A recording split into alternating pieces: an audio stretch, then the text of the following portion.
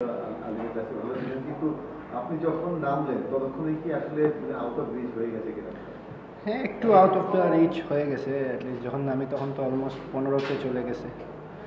So আসলে আরেকটু top order থেকে যদি আরেকটু এক্সেলারেট আসতো, মানে এক্সেলারেট করে খেলতে পারলে হয়তো হয়তো ভালো হতো। প্রতিদিন তো আসলে টপ অর্ডাররা ভালো করতেছে, So, একটা দিন হয়তো তারা পারেনি। ওপেনিং না, মানে ষষ্ঠ ওভার থেকে 11 ওভার, এই 5 ওভারের মধ্যে একটা বাউন্ডারি আসছে, রান হচ্ছে 15। খুবই বিস্ময়কর লেগেছে যে দুজন ব্যাটসম্যান ছিলেন, অ্যারন জন্স, জর্জ মান্দ্রি, মানে মনে হয় না যে তারা তাদের এরকম একটা বড় লক্ষ্য বা তাদেরকে রানটা তাড়া করতে হবে এরকম আমরা দেখা যায়। না, আমাদের কাছে খুব বিস্ময়কর লেগেছে।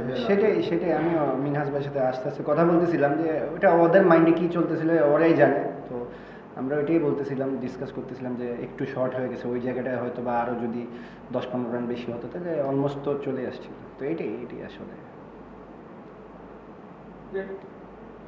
কাজটা কি কঠিন হয়ে গেল কিনা? পরপর দুইটা ম্যাচ জয়ের পরে একটা ভালো সম্ভাবনা ছিল, এরপর রাত্রে চিটনে যাবেন, চিটনে যাওয়ার আগে আপনাদের কাজটাকে আরো কঠিন হয়ে গেল? না, কঠিন না। অ্যাজ এ টিম হিসাবে যদি আমরা আমাদের এরকম দেখেন, ব্যাটিং অলমোস্ট ভালোই হইতেছে প্রত্যেকটা ম্যাচে, এটা একটা ভালো দিক। যদি বোলিংটা আরও কনসিস্টেন্ট হতে পারি তাহলে হয়তো ভালো চান্স থাকবে।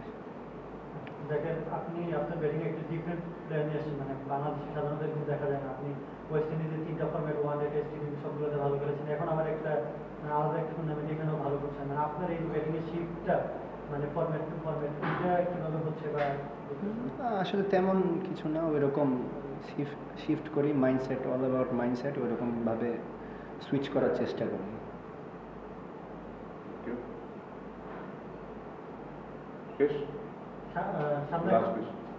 সামনে একটা বড় টুর্নামেন্ট আছে, মানে চ্যাম্পিয়নশিপে দলটা ইতিমধ্যে দেওয়া হয়েছে। তো এটা নিয়ে আপনার কি প্ল্যানিং চলছে? এখন থেকে কোনো প্ল্যানিং করছেন কিনা, নাকি আপাতত মানে আপাতত বিপিএল নিয়ে ফোকাস, আর চ্যাম্পিয়ন্স ট্রফিতে সিলেকশন হয়েছে আলহামদুলিল্লাহ। তো এখানে অবশ্যই আমার যে রোলটা থাকবে ওরকম বেস্ট পারফরমেন্স করার চেষ্টা করবো ইনশাআল্লাহ। থ্যাংক ইউ ভাই। Thank you.